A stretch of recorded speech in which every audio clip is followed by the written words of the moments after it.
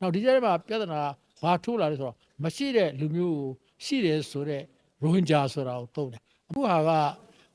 တိတ်ပြီးပြင်းထန်လာတယ်အဲ့တော့ဒီဥစ္စာဒီလိုဖြစ်လိမ့်မယ်ဆိုတာကိုလည်းပဲဟိုမှာနေနေတဲ့ကျွန်တော်တို့ဒီဘင်္ဂလားအစ္စလာမ်ဘာသာဝင်တွေသူတို့လည်းသိတယ်သူတို့အရေးရှေးရောက်အကြာကြီးတိပြတ်စွာအေးအေးဆေးနေခဲ့တဲ့ကျွန်တော်တို့ခုနပြောခဲ့တဲ့ဘင်္ဂလီကျွန်တော်တို့အစ္စလာမ်ရွာတွေလည်းရှိတယ်ရခိုင်တွေလည်းရှိတယ်တချို့နေရာမှာလည်းရခိုင်မွတ်စလင်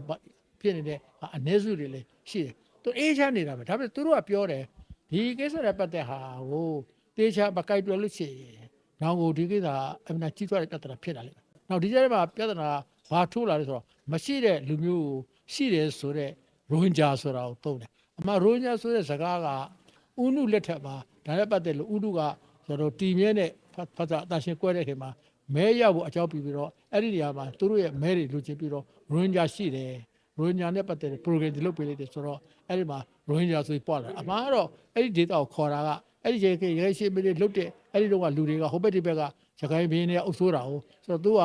တို့နဲ့အတူတူနေခဲ့ဘူးတဲ့လူတွေဖြစ်တဲ့အတွက်တို့ရွာသားလားအဟောင်းတွေရွာသားဟောင်းရွာဟောင်းသားတွေရခိုင်အတားနဲ့ရဟောင်းကြားရဟောင်းစားလို့ခေါ်တယ်အဲ့ရဟောင်းစားဆိုတာကဒီမှာအရင်အရင်တိုင်းရင်းသားတွေကိုရခိုင်ရှိမင်းလက်တော့ခေါ်တဲ့ဟာအခုဒီလက်တက်ကြတော့ဒီဟိုဘက်ကနေပြီးတော့တရားမဲ့ဝင်လာပြီးတော့သူတို့ရဲ့ဟာနဲ့ပတ်သက်ပြီးတော့သူတို့ကရိုဟင်ဂျာဆိုပြီးတော့လို့တော့အဲ့ဒါကဟိုကရခိုင်တွေရောဂျာတိုင်းရင်းသားတွေရောအကျဉ်းနဲ့ဖြစ်တယ်အစိုးရကိုယ်တိုင်ကလည်းရိုဟင်ဂျာမရှိဘူးဆိုတော့ကျင်ရတဲ့အထိဖြစ်တယ်